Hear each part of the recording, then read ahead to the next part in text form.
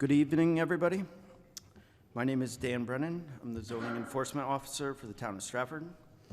Tonight, we're going to start off the meeting with the organizational meeting for the Stratford Zoning Board of Appeals for February 1st, 2022.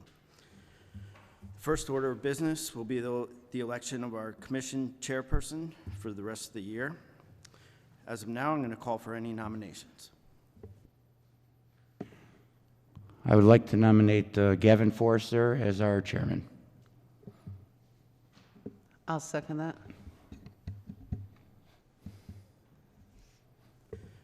Do we have any discussion?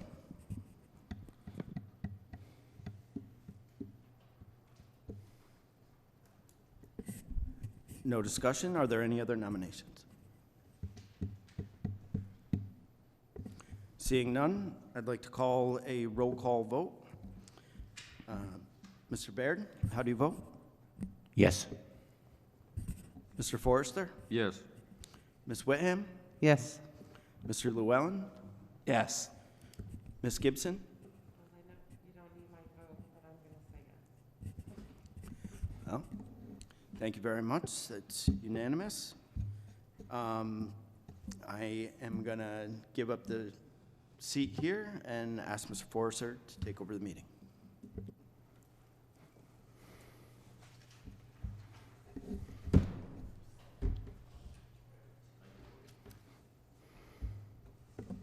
I'd like to thank the members of the commission for their vote of confidence. Looking forward to at least the next year. At this point in time, the chair will entertain nominations for the position of vice chair. Mr. Baird. Mr. Llewellyn for vice chair. Ms. Witham. I'll second that. We have a motion and a second. Are there any other nominations? Any discussion on the motion? Hearing none. Roll call vote. Mr. Baird? Aye. Ms. Witham? Aye. Mr. Llewellyn? Aye. Ms. Gibson? Aye. Chair votes yes. Motion is unanimous. Next, we have the rules of order. The rules of order have been distributed. I assume that they are the same as we have been working under for several years. At some point in time, I would like to form a committee to take a look at these. One of the aspects that we did have a committee last time, but because of the pandemic, we didn't have an opportunity to meet. One of the things that I would like to look at down the road is item number A, which is electing a chair and vice chair on an annual basis. Since we have elections on a biannual basis and most other commissions and committees have their chairs for that time period, I think it would just make it easier for us to be in continuity than when the next group of people come over, then we just change it every 2 years. But that's something I think we can discuss, and I'll form a committee at some point in time during this term. Other than that, can I take a motion to adopt the rules of order as distributed? Mr. Chairman, I make a motion to adopt the rules of order as distributed. Motion by Mr. Llewellyn. Do we hear a second? Second by Mr. Baird. Discussion. Hearing none. All those in... Oh, Ms. Witham. I have a question. Is there Certainly. something in here, because I didn't have time to read these beforehand, talking about if there's only one appeal that you don't have a meeting or anything like that? I do not believe it's in the rules of order. I think that's just been a committee rule, and I'd like to discuss that. I would like to discuss that because that affected me pretty badly. Absolutely. Absolutely. So that is not in these rules of order. This is just regarding cancellations, how do we conduct the meeting, the filing of appeals and variances, things of that nature. Because I feel that we should have a meeting every month. We're scheduled to have one every month. I agree with you 100%. I feel that it's a detriment for someone. If someone was to put an application in tomorrow, for example, and it was the only application to be received, they'd be sitting around for a little over 2 months before we have an opportunity to hear the case. Yes, it almost happened to me. I understand.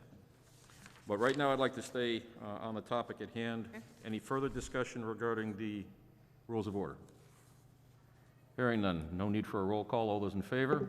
Aye. Aye. Opposed? Motion carries. What else do we have here? There was one other thing. I just flipped the page. Oh, here it is. Adjournment. Motion to adjourn the organizational meeting. I move by Mr. Baird, second by Mr. Llewellyn. All those in favor? Aye. Aye. All right, motion carries unanimously. We will now open the public hearing for any petitions to be heard. What I would like to do at this point in time is just remind anybody, if they have their cell phones, please put them on silent or vibrate or turn them off so that we don't interrupt the presentations. The first and only item on the agenda, Mr. Baird, will you be so kind as to read the first petition? 209 South Warner Hill Road, petition of Hendrick Home Construction, LLC, seeking a site plan review and variances of section 4.2 to expand the maximum building coverage from the required 10% to 14%, left yard setback from the required 35 feet to 14.5 feet, right side yard setback to 6.5 feet, minimum required lot area from 40,000 square feet to 10,101 square foot, minimum required structure to construct the second floor addition,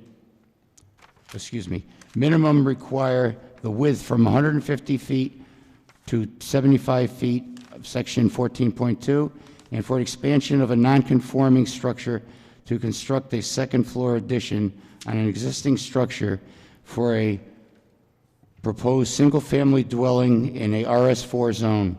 The hardship is pre-existing non-conforming lot created prior to the enactment of zoning regulations. Thank you, Mr. Baird. Is the petitioner or their representative present? Please come forward, state your name and address for the record. My name is David DeCilio. I'm here on behalf of the petitioner. My address is 6020 Main Street, Stratford, Connecticut. The petitioner is Hendrick Home Construction, LLC, address 165 Brookbend Drive, Stratford, Connecticut.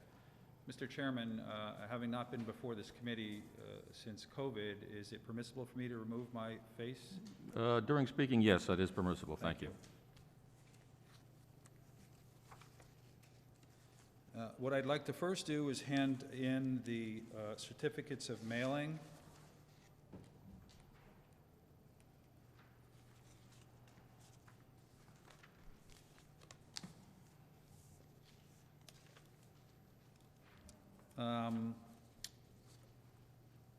As read into the record, we're here for an application for a variance of section 4.2 and 14.2 of the zoning regulations. I've prepared a short presentation that everyone can follow through.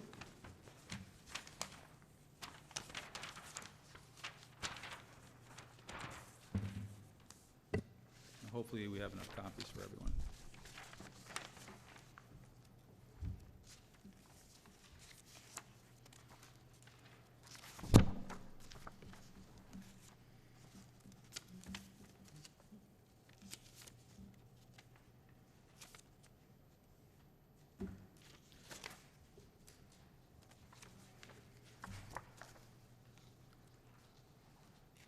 So what we have here is a non-conforming building lot which was created before the zoning regulations were even enacted. We also have a structure on the property that currently exists that, although when we go through the presentation you'll see looks like a house, was never occupied as a house. And what the applicant would like to do, and is requesting of this board, is to legitimize the property as a house and expand it by adding a second floor, so it brings it in more into conformity with, what buyers would want to purchase. So if you open the little presentation I just gave, Exhibit 1 is a photograph I took of the front of the house.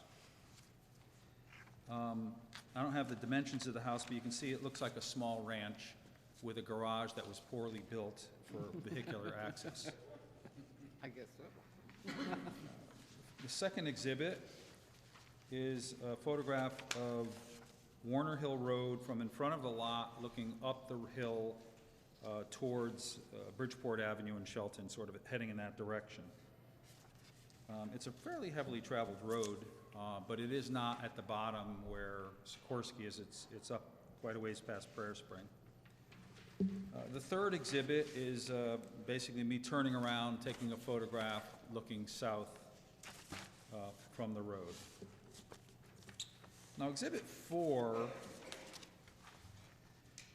is an aerial photograph using software that is, it's not the town site, but gives you an idea of the proximity of the different lots. You'll see the pink star is the property before you. The three properties to the right of it all have single-family houses on it, and you can actually see the house behind the star.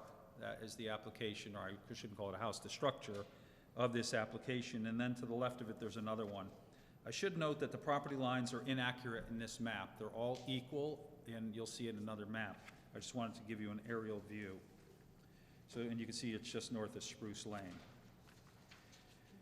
Now, Exhibit 5 is basically the same view, but from a smaller scale, and it shows you, the reason I put this in is this whole area was created before zoning regulations, so there's paper roads, all the lots are non-conforming to the 1 acre zone that it's currently in, and the purpose of this exhibit is just to illustrate that.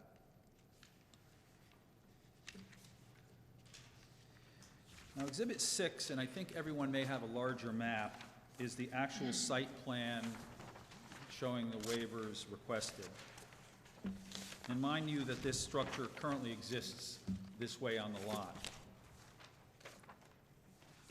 The only increase in nonconformity we are asking with this application is because the second floor has a little cantilever in the front, it brings the existing property line on the northwest front corner from 16.6 feet to 14.5 feet.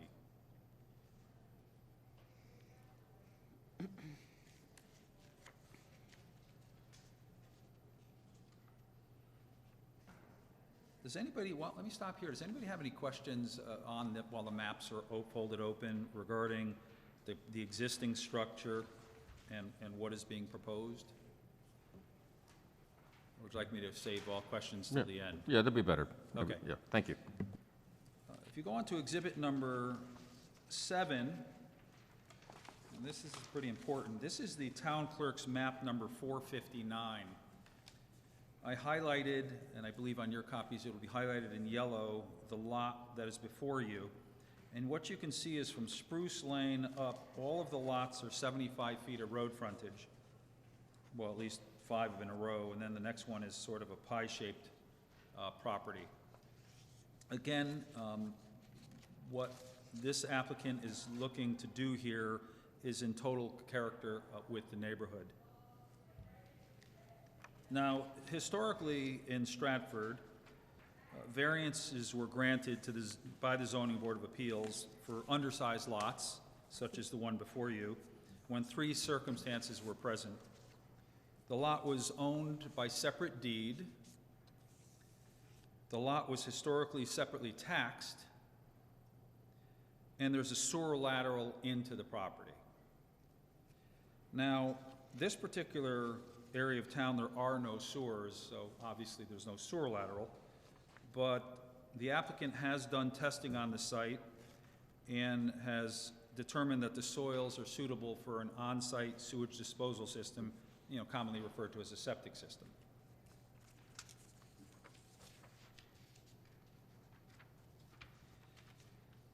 If you reference exhibit number 8, it's a copy of the property deed. And this deed is when the parents of the current owner of the land purchased the property. And I believe that's dated October 6, 1945. Proving one of those 3 points that this is separately deeded. On Exhibit 9 is the assessor's card of the subject property before you.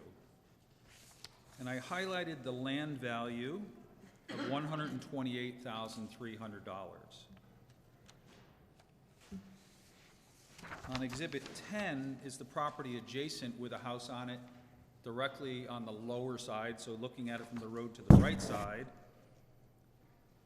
And that field card shows the land assessed at $128,300. And that is a building lot with a residential structure on it.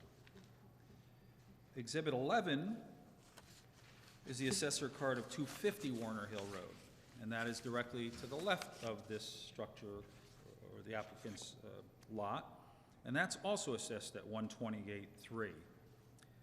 So as you can see, the property is being taxed and has been taxed for 50 years as a building lot, or longer. It's 45, it's a long time. I'd like to now just quickly reference the staff comments that are of the record, and then we'll open this up for any questions. And I'm not going to read them all because it's a couple pages, but I wanted to highlight 4 important points. The first is, in this first paragraph, Dan Brennan says, the existing building lot was created in 1939 prior to the enactment of the town's zoning regulations. The second point is that the proposed single-family dwelling would likely have minimal impact on surrounding properties. The third point on the second page says that if the commission were to approve this application, it would eliminate a use that is not allowed, which is currently what it is, an accessory use, and would replace it with one such as a single-family dwelling, which is allowed is my addition.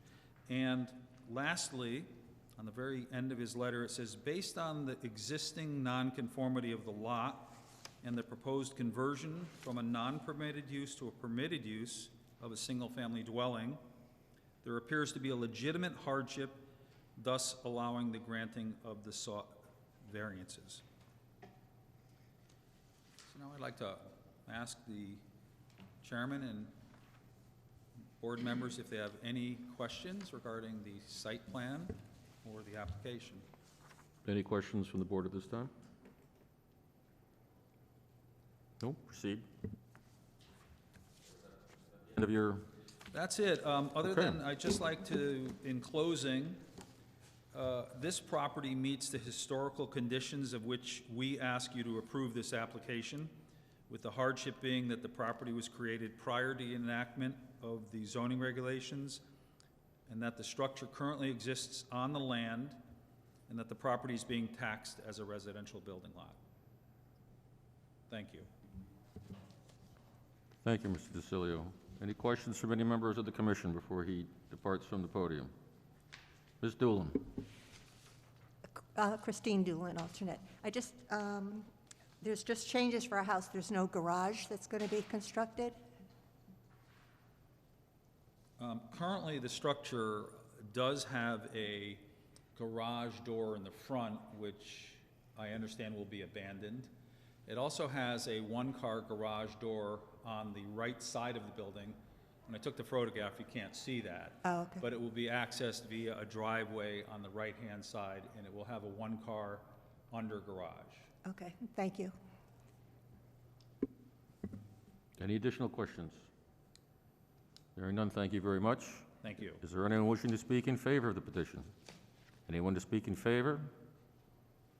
Is there anyone to speak in opposition to the petition? Opposition. Hearing none, the chair will entertain a motion to close the public hearing on this petition. Moved by Mr. Llewellyn, second by Mr. Baird. Any discussion? All those in favor? Aye. Opposed? Motion carries unanimously. Seeing that that's the only petition on the agenda, I'll entertain a motion to adjourn the public hearing. Made by Mr. Llewellyn, second by Ms. Gibson. Any discussion? Hearing none, all those in favor? Aye. Opposed? Motion carries unanimously. We will now enter into the regular meeting. First item on the agenda is the items listed on the public hearing agenda, which was 1. So at this point in time, does anyone want to take petition number 1209 South Warner Hill Road off the table? Mr. Chairman, I make a motion to take item number 1, the 209S Warner Hill Road petition, off the table. Motion by Mr. Llewellyn, do I hear a second? Second by Mr. Baird. All those in favor? Aye. Opposed? Motion carries. It's now off the table. Does anyone wish to take any action on this petition? Mr. Baird. I would like to make a motion to approve the variance for 209 South Warner Hill Road. I'll second that motion. Okay, we have a motion and a second. May I ask the person making the motion to also include, it's based on the existing nonconformity of the lot and proposed conversion of a non-permitted use to permitted use as a friendly amendment? As a friendly note, yes. Accept. I'd like to make a motion to approve it based on a pre-existing non-conforming lot created prior to the enactment of zoning regulations. We have a motion and does the second accept the friendly amendment? I accept. Very good. Any discussion on the motion? Hearing none. All those in favor? Aye. Opposed? Motion carries unanimously. Item number 2, the approval of minutes. Chair will entertain a motion on the minutes from the last meeting. I'll make a motion to approve the minutes from the meeting dated January 4th, January 4th, 2022. with the spelling correction of your... Oh, last with the name. spelling correction of my last name, which should be Whitham. With them, not, very good. Do I hear a second to that motion? Second by Mr. Baird. Any discussion? All those in favor? Aye. Opposed? Motion carries. Mr. Brennan, any campsite reviews today? Any erosion sediment control today? Members' concerns, comments? Ms. Witham, you had a concern about this committee in terms of the number of petitions that we will require for a public hearing. Did you want to expand upon that on the record? Yes, on the record, I would like to expand on the number of meetings. I was in a situation myself, and I just don't want to see it happen to anybody else. The meetings are scheduled a year in advance, and I think we should, I don't care how many, I mean, unless there's 0, and there's no administrative stuff, I think that we should have a meeting every month that we have one scheduled. I almost ended up having to stay at a hotel for another 4 weeks at the cost of $8,000 because people couldn't make a Zoom meeting. That's unacceptable to me. And that's how I got involved in all of this. I agree with you wholeheartedly. If there's no objections, that will be our standard, so long as there is one petition and there's no administrative material. If there's administrative material, we would take that under consideration to have a meeting. But if there's no administrative material, but there is a petition, we'd like to have the meeting.